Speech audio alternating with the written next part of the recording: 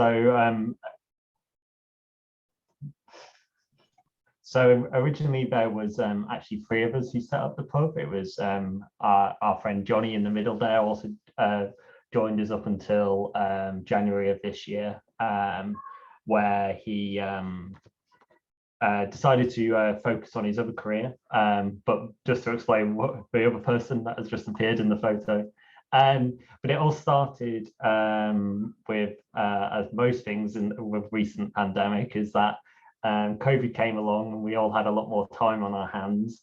I've always been looking to potentially start a business of my own, but never knew really what to do it in. I always had a passion for brewing. I've been home brewing since I was legal age to do so, maybe a little bit beforehand. But so I've been brewing for 10 or so years now, and just kind of trying to find an idea which would stick in terms of maybe doing something for myself, and came across the micropub, which I was originally introduced to up north by my dad, who lives near a little town where there's actually three all next to each other, which is quite an interesting visit. But that was my first kind of introduction to them, but didn't really think of anything of it at the time until through a friend and my stepdad, someone kind of turned us on to the hop-in that had been set up in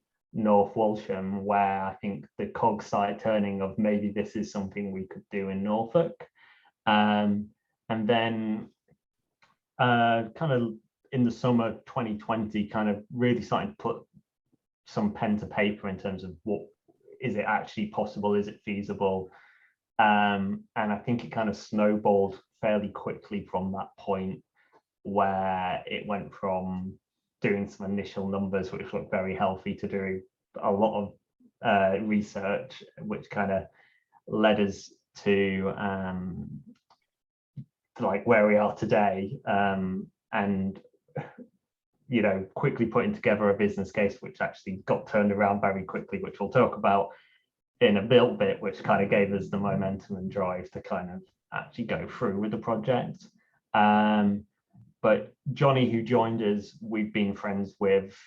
Me and Emily knew him from university. He's also enjoys brewing. His background was in food science, so it was a very obvious choice to kind of bring on board at the start of the project.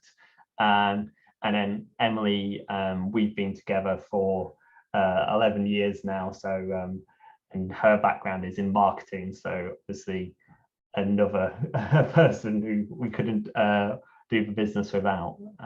So that's kind of the background to where we are today. Yeah, so when it came to actually setting up the business, our kind of first step, other than obviously doing the research and realizing, okay, this could work for us, is finding the right space to actually open the micropub in. So we knew that finding the right location is obviously going to be key to making this work, because obviously it's a kind of bricks and mortar style business, quite traditional in that sense. And we also knew that key to making profit and ensuring the sustainability of our business was keeping overheads as low as possible. So we needed to find somewhere that had a pretty, you know, decent, you know, rent, basically, not too high. So we found the space eventually in a bit of an unorthodox way by just getting on our bikes and riding around the city, trying to look for units that were up to rent. And we happened upon this unit on the kind of north top bit of Magdalen Street, and we realized, oh, this is actually perfect for us, because it's like, you know, kind of in an up and coming area, sort of. Magdalen Street is getting very cool now. It's close to our home, you know, had all the kind of necessary facilities we needed, like toilets, a very small kitchen, all those kind of things. And yeah, so we managed to contact the landlord directly. He sent us keys, we looked around, happy, said, yeah, we'll take it, that's great. And then Elliot managed to negotiate a good deal. So we ended up paying, for the first 3 months that we rented the property, we just paid half the rent, And then for the 3 years afterwards, yeah, we agreed a 3-year contract basically, and it was a pretty like standard level. So probably worth saying that we took on the unit November 2020, and if anyone remembers anything about November 2020, that was that very short notice lockdown which came into effect I think like the day before. So I think the position we were in and where we were going with this is that we knew we had to go through a change of use planning application, which planning can be slow at the best of times. So we had allowed for that 3-month window where we'd negotiated a lower rent. The idea was to use the space as a pop-up space for business, so to kind of sublet it to smaller businesses. So we had some supplementary income to kind of pay the small amount of rent we were paying.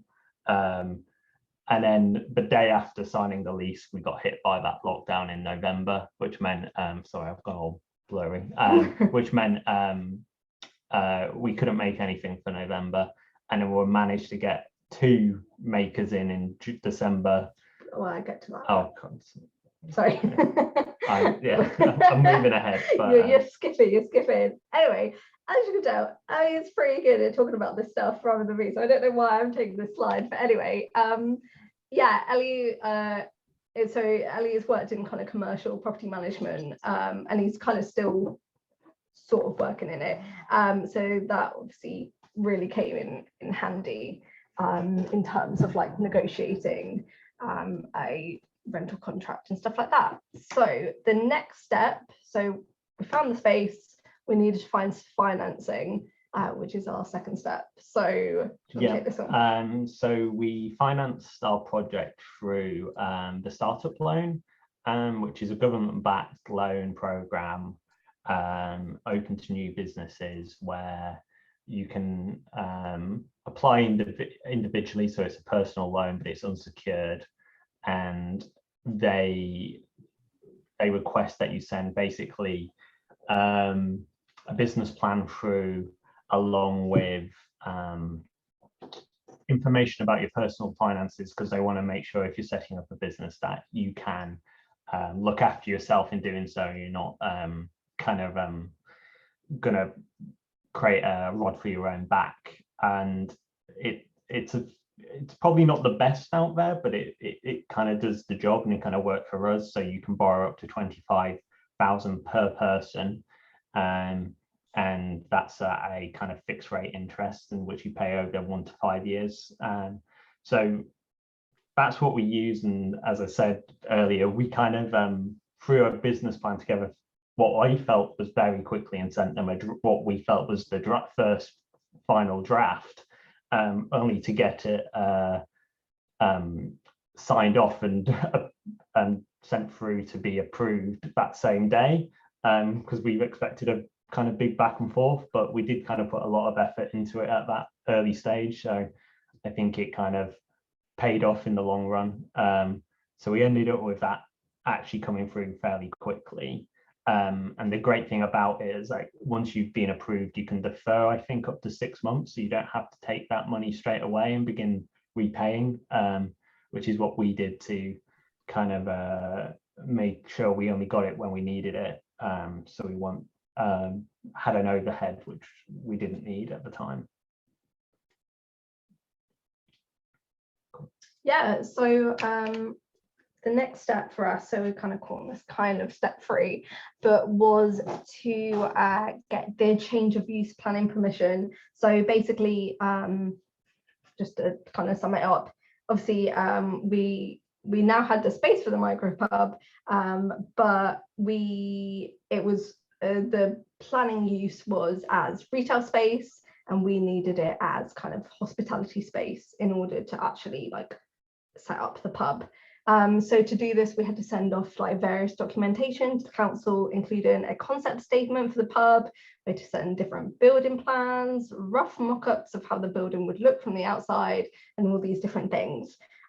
So once we'd done that, probably, sorry, Noise. oh yeah, noise, like how we're going to manage making sure that we're not causing like large amounts of noise and annoying all the neighbors, because there's quite a few. There's like a kind of block of flats next to us, there's a flat upstairs, all these things. And the most stressful thing was probably waiting for the council to sign it off from all the various partners they have to go to, like the police and what other ones are there? There's all sorts. Yeah, we have to go through every interested party, but we had to. They were so slow that we were expecting it early March, I believe, to have everything looked like it was going to get approved, and we had to give them free extensions, which took us, I think, an extra month and a half to mid-April before we had the final decision. Which was, it was approved, but it just it took a lot longer than it really should have. Yeah, and obviously it was frustrating because the longer we waited, we couldn't really get started on renovating the space. And then obviously, you know, we're paying rent, but we can't open the business. Very frustrating. But it's the way, obviously the way, sadly, it works. So in the meantime, as kind of Elliot mentioned earlier, we decided to rent the space out for pop-up use, kind of retail use over the Christmas of 2020. We tidied it up a little bit, and then we contacted lots of different artists / crafters on Instagram and managed to find people who wanted to hire the space for a week or so at a reasonable price.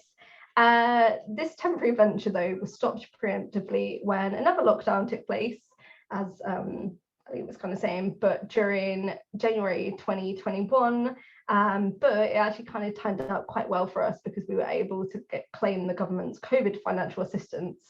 So it wasn't all so bad. Yeah, because we'd managed to get a few pop-ups in during December, we were able to prove that we were losing out on potential revenue to pay for the space. So that it wasn't a lot of money, but it kind of paid, you know, a month's rent, another month's rent. So it kind of helped us through that first period. So we were quite lucky there. So once we had the permission, we were onto kind of building the pub itself, which kind of was, I think we bit off more than we could chew, and we didn't quite realize it until maybe the last few weeks when we thought we'd be done, and it still wasn't done. And today, but it's still not done. There's still jobs to do. There's still things we're finding weren't quite right. So, but I think, you know, you can see on the picture on the right, our pub's now covered in plasterboard, and that was a requirement of the planning because of them. We had a noise impact assessment, which kind of said we had to put that into, we had to basically put another suspended ceiling below the current ceiling with 45 mil of plasterboard. It was a hell of a job, but we got there and we got it done, and we were then able to kind of move on to actually fitting the pub with what it needed to be fitted with. We did pretty much all the work ourselves, which I think was kind of a key thing for making this work, because, you know, without talking specific numbers on how much loan we got and all that, we kind of did it on pretty much a shoestring budget. So we did, the only work that we outsourced was laying flooring and putting in the specialist suspended ceiling system, although we did a lot of the plasterboarding ourselves as well. And plastering, because that is a bit of an art to itself. Yeah, not going to go near that. I think we had quite a lot of fun actually at this point, before the, you know, calm before the storm as such, where we were just kind of tinkering and playing in our pub to be. And Emily got to kind of spend a lot of time designing what, you know, you got basically a blank space. It's quite interesting to kind of play with all the, you know, things you're going to do in there and colors you're going to use and all the little details. So at this point, we also were in the middle of kind of finalizing our branding for the business, as well as kind of we decided to go down the limited route in terms of, I think that was more from the point of view that there was multiple partners, there was 3 of us, as well as our growth aspirations, which we'll talk about later. It made sense to probably limit earlier, or we felt it did. I don't know, maybe in hindsight, now that we've lost one of our partners, it might have been easier to go for a partnership agreement, but I think you kind of, you work with what you've got at the time, and it seemed like the right idea, and I think in the future it still will be.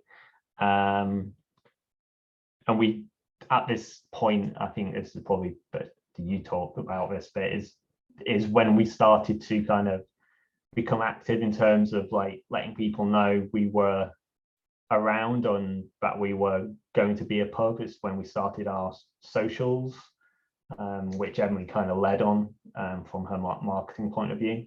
Yeah, that was definitely a good call to start the marketing literally like from the get-go. So and I literally documented pretty much like all of the build as much as possible, mainly on like a bit on Facebook, mainly on Instagram. We managed to start gaining a bit of a small online following, and that was really good because then it got picked up by the local newspapers like, you know, Norwich Evening News and EDP. So that was a bit of easy kind of PR. And then also, as you can kind of, you can see in these photos, just put a really simple like handmade sign in the window, which definitely helped, just so people could start getting an idea of what was going to be there. And then it was quite entertaining actually, because we had, like, you know, we could hear people from outside, but they didn't know we were in there. So you could hear people go like, what's it going to be? Is it going to be a whiskey shop or like all these things? So that was pretty fun. And yeah, so just started kind of building up a little bit of anticipation around it. I will also say though, because I think this is important to talk about, it was a fun period building a pub. It was also very difficult in other ways. On a personal level, I really struggled. I started developing depression around this time because it was work, and I have a physical illness anyway. So that on top of it, it was very difficult mentally for me. It was a little, well, Elliot at this time, it's probably also worth mentioning, Elliot went down. So he was pretty much until, when was it, February, March? Of this year? No, of last year. You were full-time, weren't you? And then you went down to 3 days a week at your other job. Yeah, so I used to work as Emily said, in like commercial property as a site manager, and then when the build started, I went down to 3 days a week and moved to a project-based role, but that in terms of days working, I was 7 days a week, and I was 7 days a week for up until Christmas this year. So that was about 9 months, and I don't recommend it. However, I don't know how we would have set up the business otherwise. And I think if you are setting up a business, that's one of the biggest things to consider, is like time it takes and impact to yourself. And can, you know, we luckily, you know, we had our highs and lows for it, but we had enough support to get through it, and we had the right support. But I think that is probably one of the biggest things that, as the title of this presentation, surviving, if we didn't have that right, we wouldn't have made it even to opening. So I think it's, yeah, the biggest thing to consider when is that initial startup resourcing. Does that noise mean there's a message, or is that your phone? Sorry. I think that was us. Okay, sorry. So yeah, basically, if we go to the next slide, so it took around, I think it was around 4 months or so to actually build the pub, and as Elliot was kind of suggesting, support was key to that, and we definitely roped in our friends and family a lot. You can see my little friend Gabriella on the left here, painting and stuff like that. And yeah, yeah, everyone got roped in. And yeah, we kind of try to make it up to them and thank them, but also use them as guinea pigs by inviting them to a couple of trial runs the week before we opened, and we used that as an opportunity to iron out any operational kinks, which is really helpful. So yeah, it's always, I think, good to kind of do a little trial or just to test things before you go and do your big hard launch sort of thing. And yeah, so finally we managed to open on Thursday, the 22nd of July 2021. And yeah, open to the public for the first time. These photos, admittedly, a bit more recent. It was looking a lot more empty when we, and maybe I should have put the photos of it looking more empty to show you. But yeah, so basically it looks roughly like this, but this is the slightly more spruced up version. It's version 4 of the pub. yeah. We've done like lots of little add-ons and stuff like that to keep going. But yeah, do you want to talk about our setbacks? Yeah, so strange as it might sound, we didn't actually have any experience before going into this in terms of working in a pub, or so there was a lot we had to figure out by ourselves or through speaking to suppliers and speaking to other people who have worked in pubs or managed pubs to try to find that information out. I mean, I think we had the confidence that we could run it. You know, I'd come from a background where I was managing a team and a very complicated site, so I felt a pub was could be very simple, but it still has its technicalities that you still need to learn. And it probably took us a good few months to kind of to learn exactly all of those things and intricacies. But the way we were operating, we could make like changes quickly. I think that was key to maintaining success rather than sticking with something we knew wasn't working. So every time we identified a problem, we kind of quickly changed it, and now feel experienced. But at the time, I think that was was new. I feel like I might remember this wrong, but I feel like at one point just before we opened, or like open to our family and friends, we were literally had to like we had to YouTube how to pour a pint properly. Yeah, it was like that level. And then we found like the northern pour, which it's called. Because you can pour a pint, you know how it works, but then you kind of think, oh, hold on a second, is there anything I need to? It sounds silly, but yeah, we like done all this work, and then we're like, oh crap, we don't actually know how to like properly like professionally pour a pint. Yeah. So yeah, you get hung level. up on all the details. You worry someone's gonna comment, as you know, you think everyone's gonna notice you if you you pour it wrong. But at the end of the day, we have done a lot of drinking in pubs, so we knew what to expect on that side. So. Yeah. So yeah, also one of the setbacks is that well, we thought opening immediately after the lockdown, it wasn't like, I know a lot of people kind of said to us, oh, is that a good idea? But you know, but it didn't really worry us too. It worried me, but it didn't worry you too much, because you were like, oh well, you know, people are really be excited about getting back out and like wanting to like go to the pub, wanting to like visit new businesses and things like that. But definitely from hearing other like owners of other pubs, I think they've definitely commented that levels of like sales at pubs are no way near, even now, like a year after the last kind of like proper lockdown, are nowhere near what they used to be pre-COVID. So we were perhaps a bit over optimistic about our sales when we were kind of estimating things. Although the general trend is that our sales go up like each month, and we like build each month, we seem to manage to grow our sales, which is great. That's obviously what you want to happen, the trend you want. And obviously I think that's because, you know, people discover us, and obviously it takes time to build up like word of mouth that you're out there. And also we've been like focusing on retaining our existing kind of customer base. Yeah.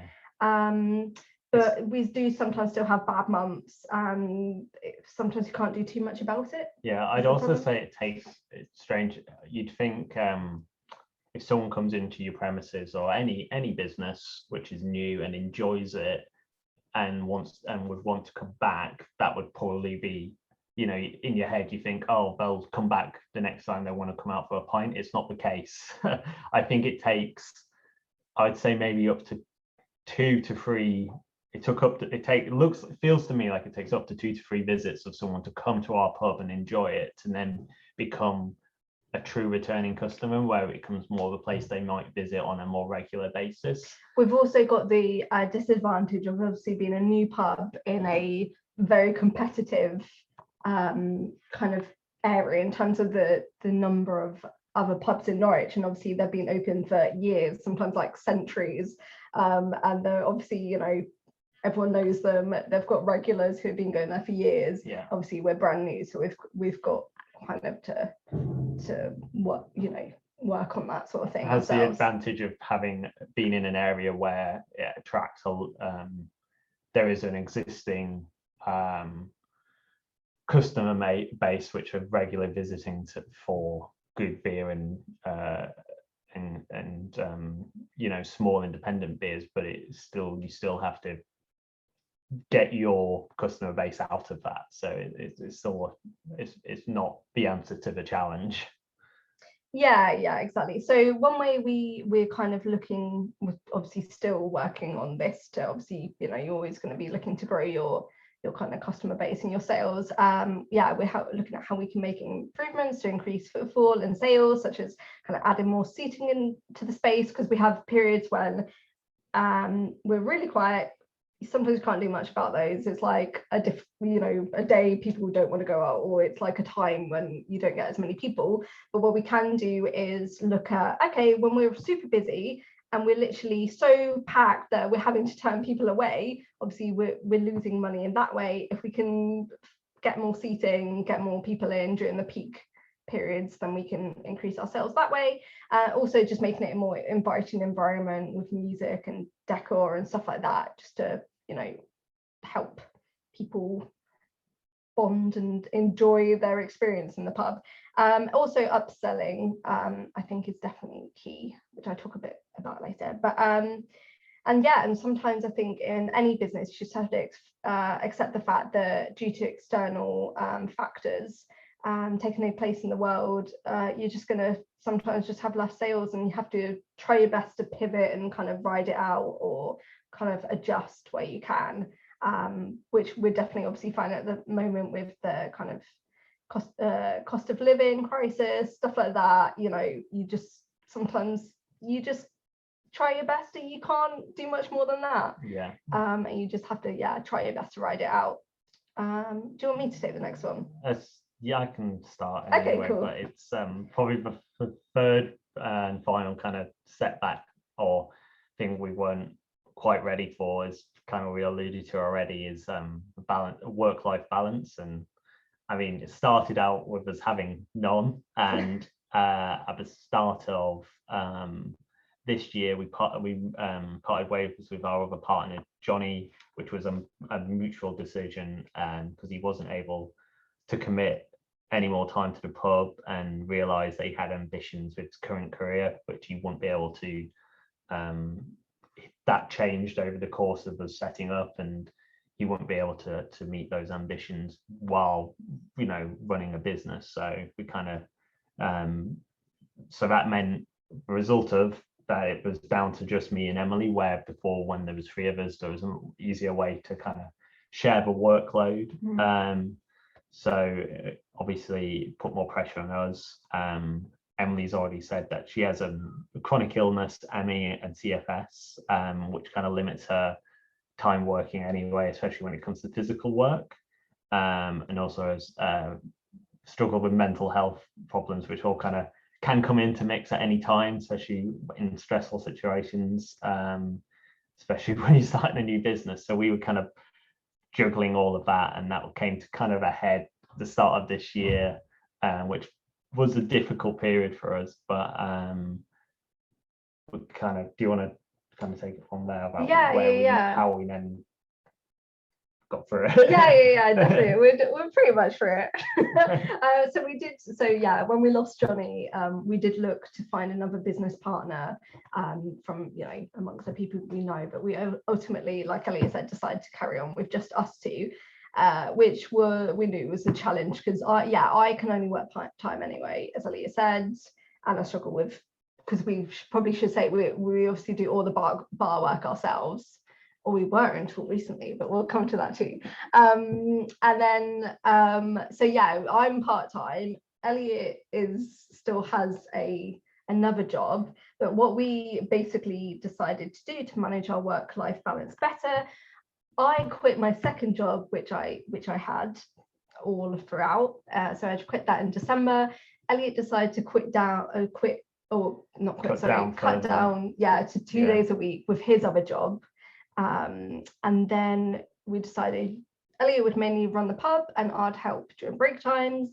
I started taking a wage out of the business to help with our personal finances, because obviously that's also a major thing that you need to consider. Yeah, probably worth mentioning is up until this point, we hadn't taken a penny out of the business. So after 6 months, we still hadn't taken a penny out of business. And we had planned prior, when there was 3 others, to not take a penny out of business for a much longer period, because we wanted to move towards a growth plan where we would potentially open a second micropub.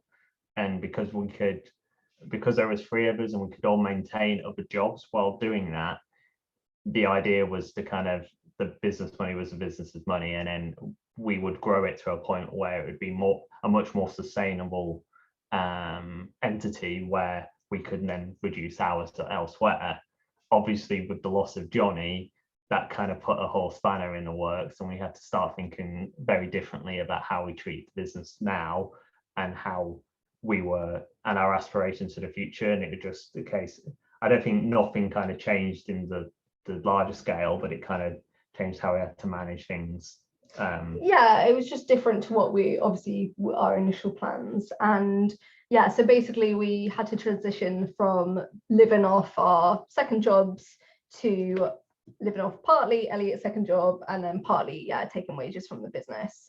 And then hopes for the future. So we're sorted it. So we're through that difficult time, but that it hasn't been easy. Getting the work-life balance is difficult, but we've managed to kind of figure it out.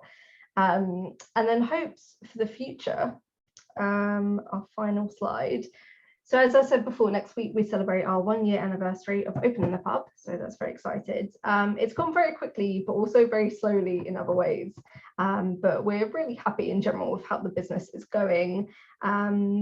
There are things, like we were saying, that we hadn't planned for in our first year, such as we recently hired a part-time bartender to reduce the need for me to do bar work, which has struggled for me. And then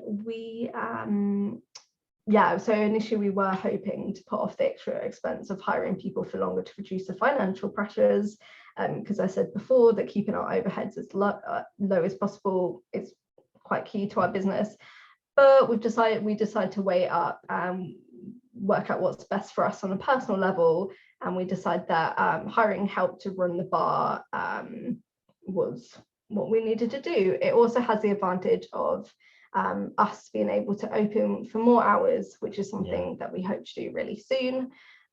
We've got a few more improvements we'd like to make in the pub. The list always goes on and on. Hopefully the key things we want to do are increase seating and encourage football, and hopefully as a result increase sales. And our overarching ambition still is definitely to open another micropub, hopefully on the other side of the city. And then our kind of like big dream, if we were ever able to do it, is open enough micropubs so we could open a microbrewery and brew beer to supply our pubs, which would be amazing. That's kind of like a bit of a summary of kind of our first year. roughly. To finish off, I've got some like 10 tips on how to survive as a young entrepreneur. Do you want to go through some? Yeah, of course. So first one we put together was always keep an eye on what your competitors are doing. Not always needed to be like a formal analysis or any kind of, but just kind of keep an eye on, see if anything is changing in the market, look on socials, but do question how people are operating. There might be it doesn't always mean what they're doing is the best, and be critical of industry standards, capitalize on opportunities, and be prepared to adjust or pivot. I think that is a huge one for small businesses, and for many reasons, as we mentioned, but we'd also thought we'd sell more cask ale than we did, but we then had to pivot to keg because that was more popular and what was making us money, and had to adapt our cellar and the pub to accommodate that at the same time.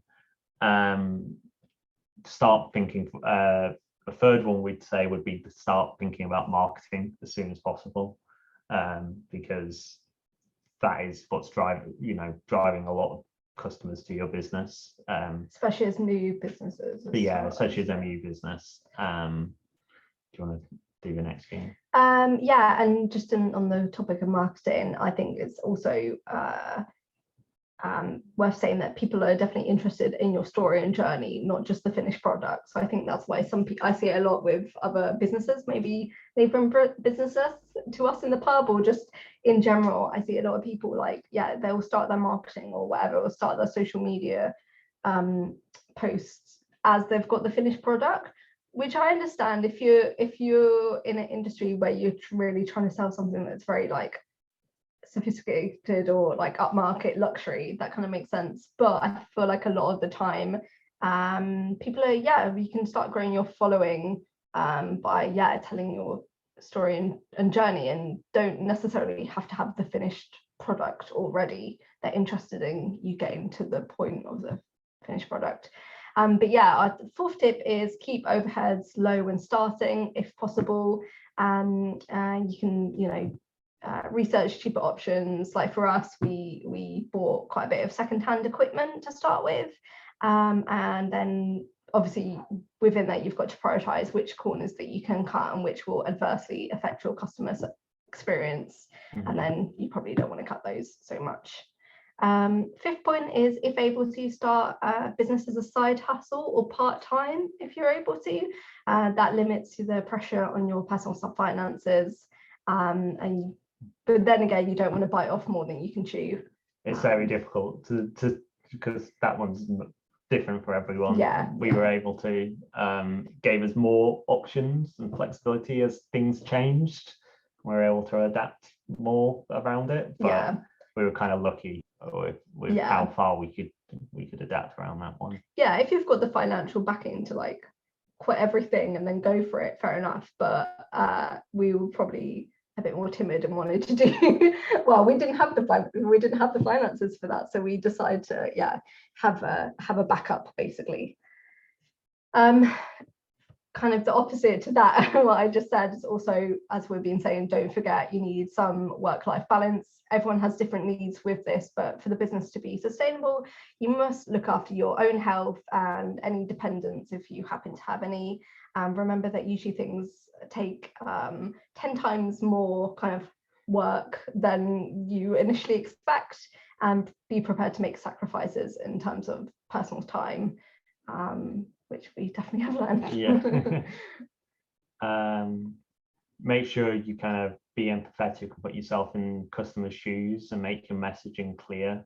So I think this is a big bugbear of mine for businesses. If you're going to say you're open, be open, do what you're going to say, and do everything you can to stick to it. There's nothing more frustrating for a customer if they're making the effort to support your business, but they can't. And it's much easier to lose a customer than it is to gain a customer.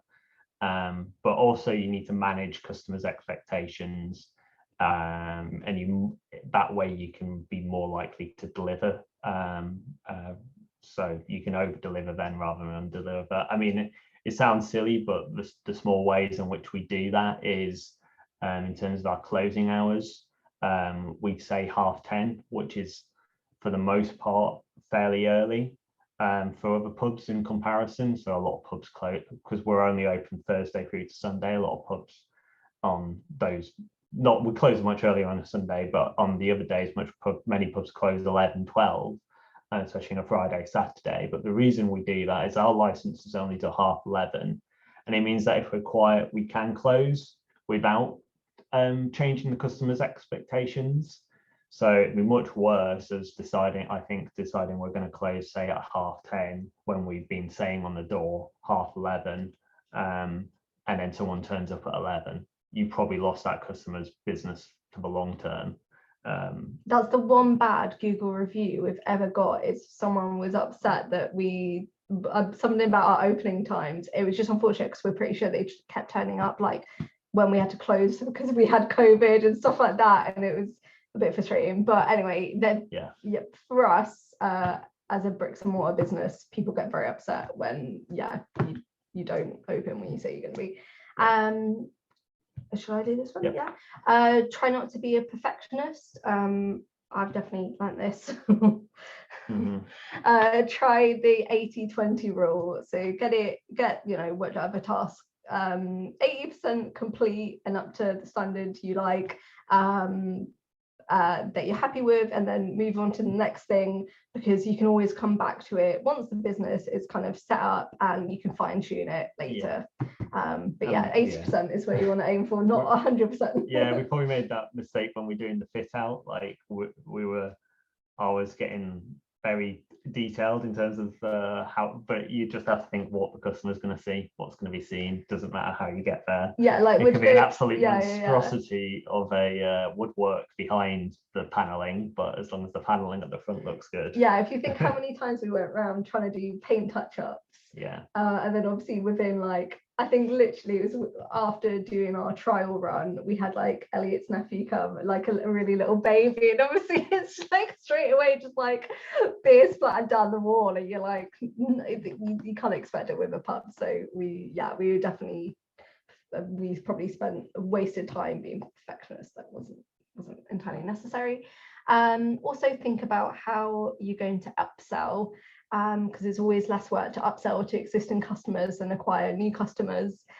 So for us, we do stuff like we sell takeaway cans to customers who are already in the pub, and we offer a little discount on the takeaway cans. And we're also thinking, and this probably applies to a lot of businesses, thinking about how you can generate a passive income. So for us, we're going to open we already have all our menu and all our kind of cans listed on our website, but we're planning to open a web shop so people can purchase through there, pick it up from the pub, and that way it's fairly low work for us, or not intensive work for us, and it's kind of going to generate a little passive income. Generates potential income when we're closed. So, yeah. And then the final one. Never be too proud to ask for help, and always encourage feedback, especially from customers and people outside of your close circles, to get a broader range of feedback as possible. And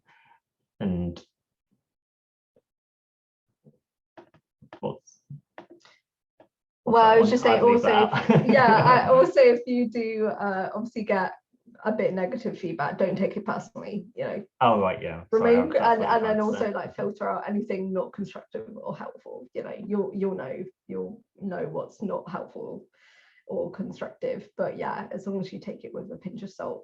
Some people, they're just trying to help. They think they're helping somehow, but it might not be the most constructive. But finally, we're just going to say it is really tough, opening a new business. And luck definitely plays a huge part of it.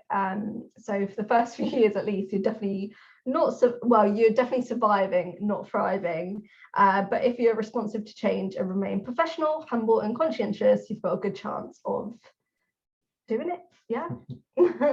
That's it summed up. Brilliant. Okay, well, thanks for that, Emily. That was absolutely fascinating. I found that really interesting. We're going to open up some questions, but I'm going to go in for a question first because it's my session, so I can do what I like. I just want to ask about market research. You said you chose a property by cycling round, but did you research the market? And if you was going to open a second pub, would you do it differently? And would you open a pub in Cossey, please? Because that's where I live. So before cycling around, we'd been looking on estate agents for a good month or so, or maybe even longer at that point. Nothing really had caught our eye. The reason why we cycled round was to maybe broaden our horizons and go and look at areas of the city we might not have considered, just because we knew we wanted to open in NR3 because we felt it was a good location, because we live here, we know the area well, but we might have dismissed other areas because we don't know them well enough. And it just happened to coincide that day we stumbled across that property which wasn't advertised online, and that got the ball rolling on that one. In terms of market research,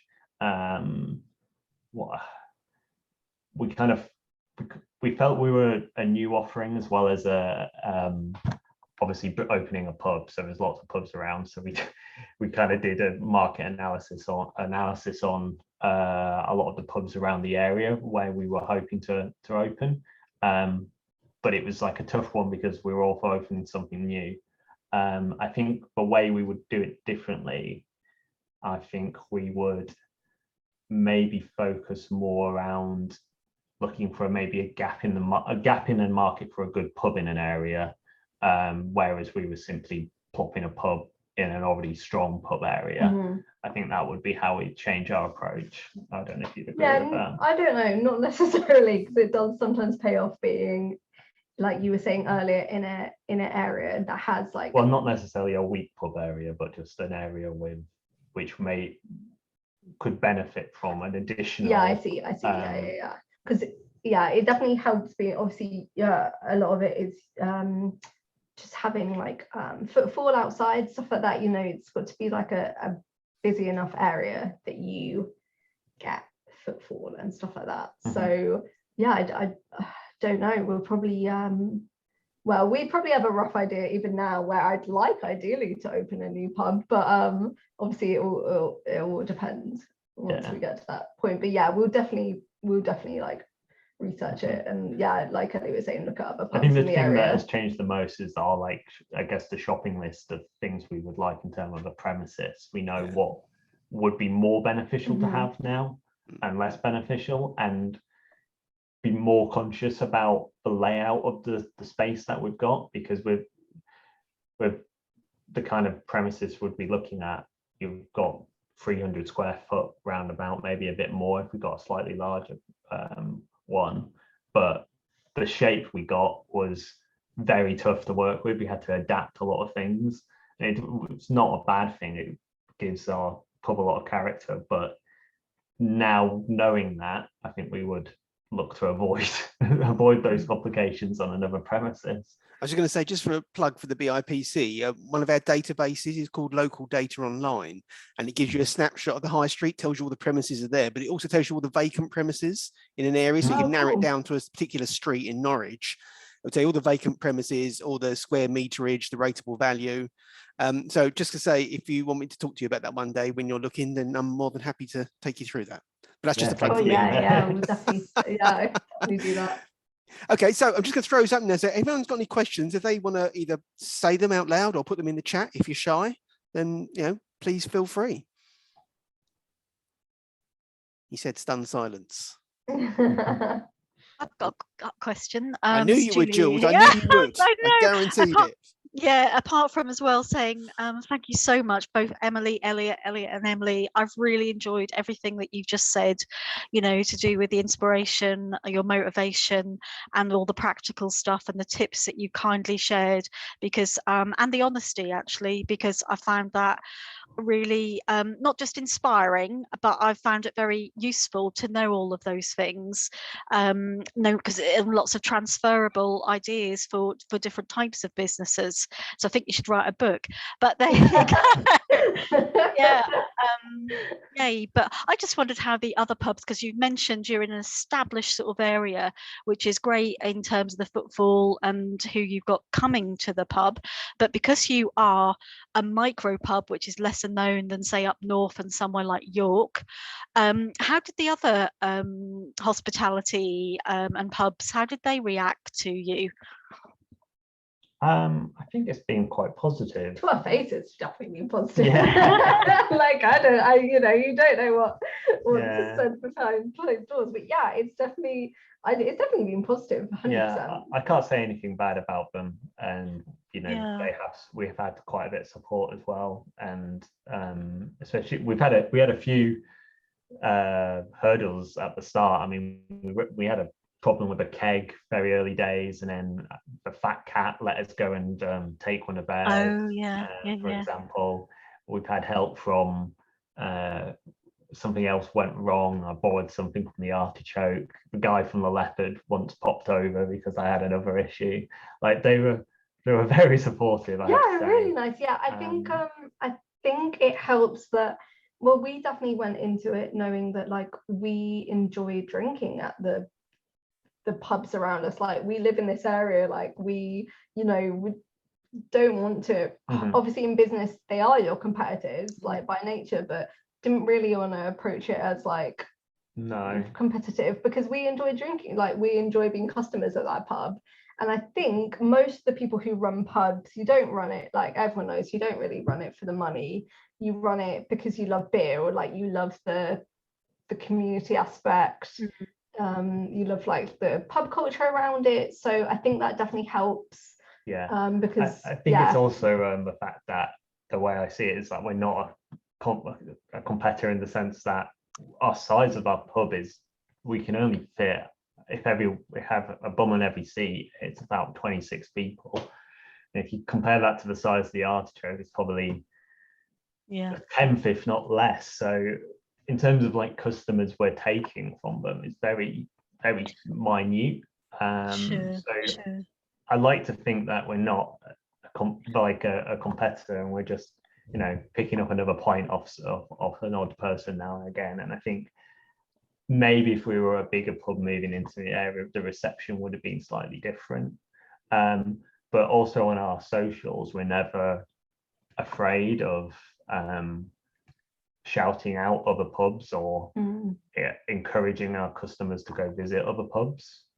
Definitely, we definitely try and come at it from like a kind of like community minded point of view, that like what's good, like what's good for the area is good for everyone, really, and just good for business. That's how it came. That is how it came across. So it's interesting to hear you say all that. I think that you really see yourselves as part of the rituals, landscape. I think people as a community, like when we came to see you, we stopped off at the ribs of beef on the way. I think it's just like, if you're you'll go around different places, it's part of a community of pubs when you go out, isn't it? Yeah, absolutely, which is the really nice thing about being new to like the drinks kind of drinks, which again is I mean, you mentioned looking for something that was a gap in the market. In a way, that is exactly what you've done. You found a gap because you found an alternative way of being part of that community that's almost non-threatening. So that's really nice, and I really enjoyed coming, and I think we ought to go for a revisit, don't we, Pete? Yeah, definitely. That's definitely on the cards. That's we'll discuss that off camera, but that's definitely on the cards, I think. Has anybody got any other questions while we got them here? While the prisoner here, before they go and open the pub? They're not opening it tonight, are you? But one thing I was really interested in about, you said that change of use. How difficult was that? How much guidance did you get, like, from the council? And also, what about applying for a license? How did that kind of work? So change of use, we had a tiny bit of guidance from the council. I went for what's it called, you can pay to have advice from planning, which if you ever do, I'd never advise doing that. You can just find their emails and they'll probably tell you it anyway. So we paid like 100 quid to get advice on planning, and they the only thing they told us was the noise and the need for the noise assessment, which I kind of already knew. I mean, I was in a position where I've dealt with quite a few planning applications already. I was quite aware of the kind of things I would need to give the council. So the only thing, I guess, was the knowing that we'd have to preemptively do the noise impacts assessment, which we did, which was a lot of money really for what you think it would be, and then send all those documents in at once. And to be honest, it was relatively painless from that point. The only painful part was the time it takes, but I mean, I've dealt with larger applications, as I said, and had a lot more pain with those, so it felt some ways not too bad.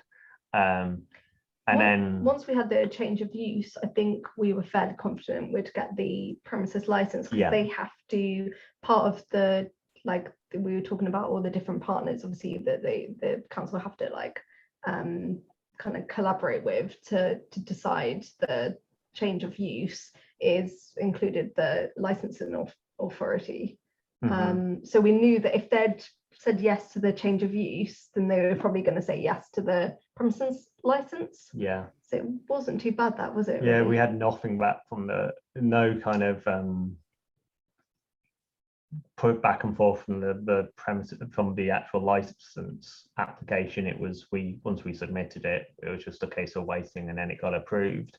Had a bit of help. So Emily's dad works in the police and knew someone related to licensing who was able to kind of look at our application pre-applying and give a little bit of advice of simply just, well, maybe you need to think about including something around this. And it was, you have to just show how you are going to stick to the licensing rules. So it's things like maybe say a bit more about your CCTV and how you're managing that. Like we were going to do it anyway, but it's about saying it in the application, which matters, and ticking the right boxes, and making them, I guess, feel confident that you're going to responsibly serve alcohol. So Yeah. Strange enough, I did expect both of those to be very painful, and actually were some of the least painless of the journey. Yeah, I would have assumed that would have been a tough bit, but that's really interesting. I Mind you, I mean, I'd say probably project manager in marketing is pretty much the dream team, isn't it, for starting a new pub, I think, isn't it? Yeah, definitely. I think, say if I'd done it on my own, I'm sure I would have found it a lot more difficult. Yeah. But obviously, compared to other stuff it's all relative, isn't it? Compared to other stuff you've worked on, you're like, oh, it's easy. Yeah.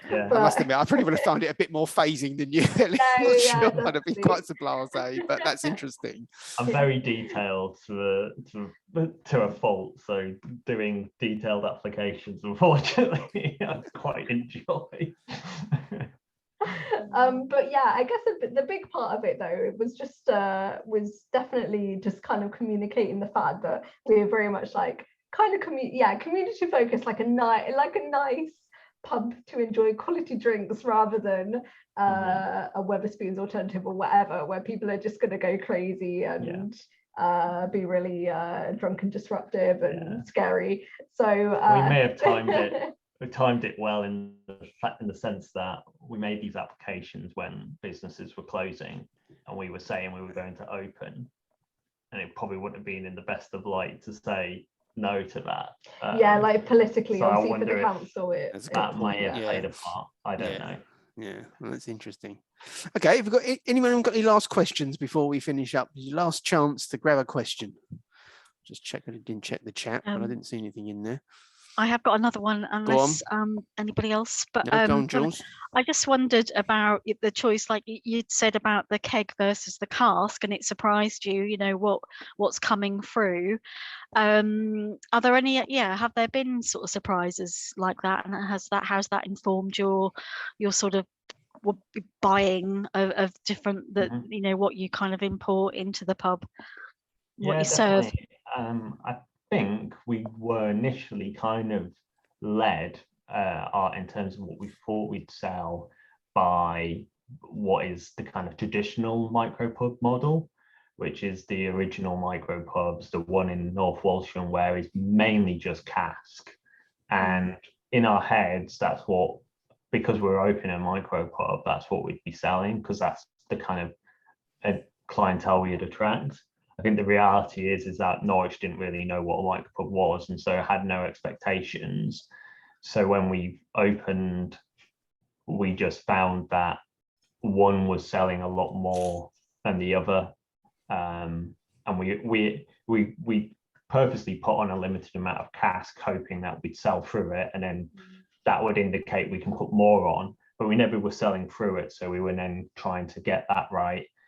Keg keeps, so we made the decision to double our keg lines because we could do it without risking stock, so it could keep, because it keeps over a longer period. Where I think it was also a location thing, right, though, where obviously, you know, the hop in is in, you know, Norfolk, like a kind of villagey type town, whereas, you know, we, obviously in the city, like amongst lots of other pubs who have quite a strong, especially around exactly where we are, all our neighbours pretty much have a really a strong like keg offering. So I guess it made sense for us, well, for that to be more popular in our pub. There's also things like, I remember, you were thinking definitely the more traditional when we first opened. I remember like literally we had an argument about like whether we were going to stock gin to start with. Like I was like, we have to, trust me, we have to like be able to offer a gin and tonic. We have to. And I remember, I think our business partner Johnny had to like he had to break us up from this argument. I was like, we have to. And now, like, not to be I told you so, but now we have like, we stock 5 different flavors of gin, things like that. We definitely realized that we maybe have more of a it definitely needed a more of a variation, more of a variation of products. Things basically. Like cans as well. Like I know they were popular. I bought craft beer cans to drink at home, but I've never bought a can to drink in a pub. But I kind of knew it was a thing, so we bought a few, and then were surprised how many people did it. That's interesting. Expanded our offering. That wouldn't occur to me. That's interesting. But do you think it's a reflection of the age of your? I'm not being rude. Do you think your clientele's younger? I mean, you know, obviously people like me and Julie obviously generally young, the can thing is the younger thing, and so I'm wondering. I mean, I'll get a lot of comments from. I don't want to put. Choose your words with care here, because I'm listening. Older generation so who simply can't get their head around it, because I think you know, perception of cans in the past were that they were for cheap alcohol, and definitely not the case bottles now. were the premium, where it's kind of, because canning has become a more accessible way for micro breweries to distribute their beer. They've become the new norm, and we do have an interesting demographic though, because I think it is quite varied, our demographic in terms of age, definitely. Or there'll be certain obviously times in the day when we tend to get more older people, certain times when we get groups of younger people. Cover all bases as best as we can. Also, I think obviously where you are, because I mean, you've got the King's Head and other places. So in North Walsham, there's nowhere else to go for a decent price. Not being rude to North Walsham, but I know the pubs there. But I think that's why those pubs have done well. I think there's a big thing of putting a micro pub in a place without a good pub. And then them just selling cask ale and it doing very well. We thought in our head, I guess that's because that's what we'd seen, that we would end up doing the same thing, where the reality is, because of the location and because of the clientele of the city, that the demand is actually different, and just adapting that and making sure that any of our like preconceptions about certain products we adapted, rather than kind of go, it's not, I don't drink cans, so in a pub, so I'm not going to sell them. Same with lager, like I do like real ale, but I will drink a lager. I will defend a lager, a good one anyway. But it wasn't something we thought we'd sell, because we thought craft beer and ale, lager is known as the enemy in some, to some people. But now we've got a house one on, because we know that's, in some ways that's how you have to make your money. But it's a good local one, so we've kind of compromised in that way. It's actually delicious. No, I'm sure it is. Okay, well, thanks very much. If you've got no further questions, then we'll wrap up there. I just want to say thank you to Emily and Elliot, because I think that was a fascinating. I actually found that, and I know I'm biased because I like a pub, but I found that it's a fascinating session of taking a business from concept to reality.